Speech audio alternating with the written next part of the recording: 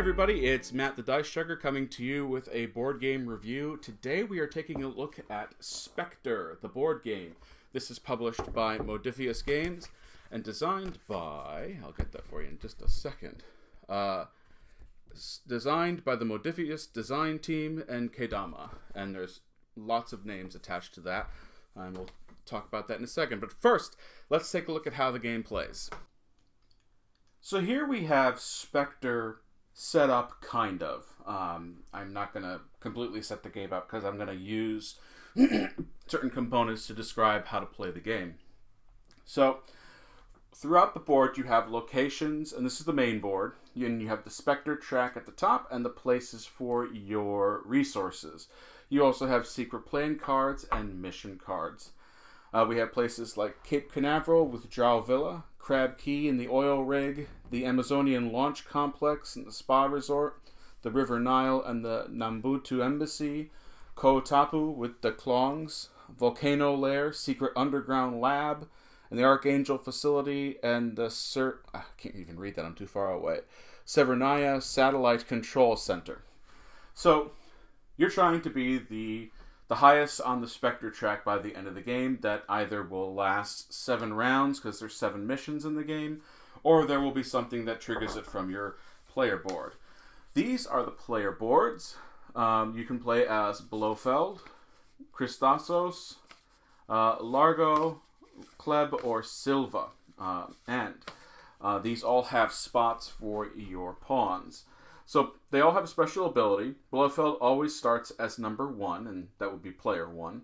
And you may use any resources when bidding to resolve missions. We'll talk about that in just a moment. But he has other spots on his board as well. But then, they're up here.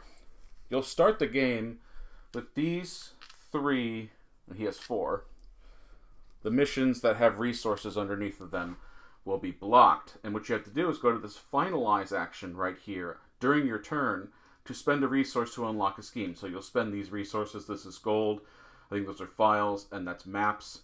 And you'll spend those to get rid of these, and you'll be able to do it. So if he does this, Blofeld is, when placing your villain pawn, also place your henchman pawn. And you have 2 pawns in the game. Your villain, which has a circular base, and your henchman, that has a square base. So, let's take a look. Also, you will... Am I missing one? There might be missing one. Okay, that's fine though. So you'll also have these special little placards. Oh, I'm not missing one. So for example, whoever's number 1 can re-roll 1 James Bond dice, and that's going to happen when you have number 1 rolls the dice. Number 2, take 1 resource at the start of the turn after the mission card is read. Number 3, after bidding, recover 2 of your bid resources. And number 4, advance 1 space on the Spectre Track at the beginning of the round. And these will be handed out at the beginning, and then depending on turn order will be dependent on how far people are along the Spectre Track. Okay, so there's a lot going on here. It's not too complicated, but I will try to make it as easy as I can. The first thing that happens on a turn is number 1 is going to draw a mission card and read it out loud. So here we have On Her Majesty's Secret Service, which is brainwash spa patients to spread neurotoxin. The objective is to have agents on the board. So you have your villain, your henchman, and your agents. Now, depending on the player count, is how many of those agents need to be out on the board. All right? And I think with 2 players, it needed to be 5. I'm checking that right now. 6 points. For 3, it needed to be 8. And for 4, it needed to be 10. And throughout the round, you are trying to complete this mission. Not both. We're usually playing 2 players here. You are trying to have us work together to fulfill this mission. Okay? If you do not have the required amount of points, and for this one, it's agents on the board, so there need to be 6 agents on the board. If you do not have that, you will fail the mission, which is remove 1 agent from each villain from every region. However, if you are able to successfully complete the mission, then you may choose to bid later on. But I'm getting ahead of myself, because the next part is everyone's then going to place their villain pawn. So the villains can either go in these areas. You'll notice it's a circle and a square. So they can go here And what these do, for example, Cape Canaveral, I put an agent into number 2 and then gain 2 map resources. This one I would put it in number 3 and then another in either 3, 7, or 8, and they're all numbered here. Here it's put it in 4, and then I can spend 1 resource of my choice to move up on the Specter Track. Here, up here, I would place an agent there and get 2 cubes. Here, an agent in 6 and in 2, 3, or 4. Here, number 7, and then 4, 6, or 7, and then a cube in 8 and get 2 maps. So first you're going to put down your villain, and then you would put down your henchman after it comes back to you. But you can also place your villain or henchman on the 2 open actions to you here. For example, with Blofeld, it's every other player gives you 1 resource of your choice, and then that finalize we talked about before. Now, some of these actions, for of course, over here, when you unlock these things, that has to be the villain, that has to be the henchman when you put them there. All right? And some of them have to be done in order. So, for example, this character needs to unlock this to go down there, and then you have places to put your villains and henchmen. Another one that has to go in order and has 2 options over there. This one has only 1 space that when it's unlocked, and then Silva here has a few different options where to put his pieces. So each player is going to place their villain down, and after each player places their villain down, then each player is going to place their henchman down, and then what you're doing is you're checking for majorities. So you'll check to see, okay, so yellow has the majority. They take this token to prove they have the majority because secret plans might say have this particular region's majority. And this majority here allows you to move an agent. This majority in 3 gives you 2 gold. The majority in 4 gives you 2 maps. The majority in 5 lets you move 1 up on the Specter Track. The majority in Kotapu here gives you a resource of your choice. The majority in the Secret Underground Lab is gained 2 briefcases. And then it's in the Severnaya Satellite Control Center, lets you move 3 agents. All right. Now, like I said, as long as the mission was completed, let's say we had this out. So yes, there are 6 agents plus on the board, because I'm emulating a 2-player game. Then the mission is successful, and then we would bid to see who wins the mission. And this one is any resource of your choice, or any mixture of resources. So then whoever has the highest amount gets to play a secret plan. You're going to get secret plans throughout the game. For example, some of them might look like this, be number 1. So if I was number 1 and I won this mission, then I could play this and I would get 3 points. Anytime you can complete a secret mission throughout the game, it's the green number. You will still be able to complete the mission at the end of the game, but you're only getting the red number on this side. So being number 1 gets you 3 points. And here's a double, which you need that token. Like I said, that's why I have the tokens up there. And have at least 2 agents in Region 4, and you would get the points for that. Spend 3 resources, have the 3 majority. So these are pretty self-explanatory on the secret plans. And, oh, sorry, I should mention. Also, you only score the red if your secret plan had been revealed. And we'll talk about why that could happen soon. So as soon as you're done with this, and you check the mission, you then roll for James Bond. So James Bond's die rolls instructions are right here. Whoever's number 1 rolls the dice, and it's a double. It is a double of that. Now, if it's a double of that, it's going to be remove 1 of each player's agents from each region. So I would remove this. So it basically is almost a wipe, right? Almost, because it's only 1. If it was the, I guess that's the inside of the gun, right? Yep.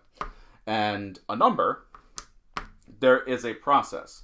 First, the player who is representative of that number, so whoever's playing number 3, chooses another player to flip one of their scheme tokens. These are the scheme tokens. So they're going to flip that on a player's board to this, which means now this costs an extra 2 resources to unlock that ability. And then that player is going to receive a visit from 007, and they have to explain their evil plot to 007, revealing their secret plan.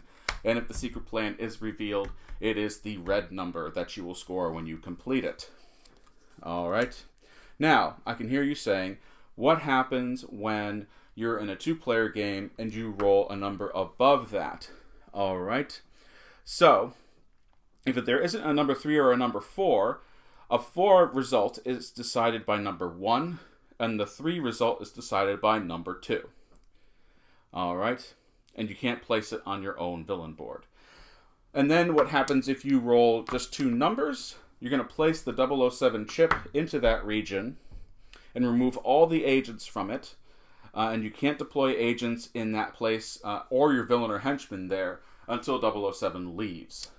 Once the 007 dice are rolled, then you're going to change the name plaques around depending on the turn order up at the top. Now, the last thing I want to talk about with this game is the Specter Track itself. Let's see here, I'm just making sure I got this right. When you move on one of the red spaces, it's a Spectre action. You can immediately activate a villain board action when you go onto the red spots on the top of the board there. And also, I can't believe I'm stalling out here. I'm sorry. It's also a safe house if you're on that space. If a failed mission forces players to retreat, it doesn't affect anyone who is on a Spectre action. So basically, if we fail a mission and you have to move backwards, or something bad would happen to you, you can't move further back from that position. It is a safe house. The last thing I think I want to talk about is with... and basically at the end of the game, when you're scoring your secret plans, if you move on to these, that does nothing. I mean, it's the end of the game. So yeah, there's different types of missions throughout the game. We have here Spectre itself. We need to have 6 agents on number 7, and then you'll bid that, or you're discarding all of that. Some of these missions are a little tricky. Here, it's just manipulate the stock market, and the bid is that there. This is to have your villain on this card. As long as there is a villain on the card by the end, it'll be successful. And then I think that's all I had for this one. There's plenty of missions. I think there's one for each movie, or maybe even 2 for each film. But here's Spectre. It's an interesting game where you're playing the villains of James Bond. Let's join me back up at the table, and we can talk about my thoughts on this game. So that is Spectre in a nutshell. There's a lot going on there, and I want to talk about my negatives first. The first thing is I wish the symbology was a bit more clear. It's very easy once you understand what's happening. But the rulebook has some issues with explaining things, especially when it comes to symbology, which is my biggest negative takeaway from this is the rulebook is tough. I would assume, since this game was in Target first, I think, before it hit FLGS's, if you're a James Bond fan, you are going to enjoy playing Spectre. The problem is, if you're a James Bond fan and not a gamer, and you see this in Target, or you see it in a store somewhere, and you're like, oh, cool, they made a James Bond game where you're playing the villains. This is a tough one, because the rulebook is tricky, and I don't think there's many videos out there really explaining the depth of the game. When I played this first time with one of my friends, he was the one who learned it, and I said, so how is it? And he goes, I read this rulebook twice, and I have no idea how to play. So we sat down. I think our first game of it took 3 hours on a game that says 20 to 45 minutes on the side because we couldn't figure out what was going on in the rulebook. So if it had a nice rules overhaul, maybe an FAQ on...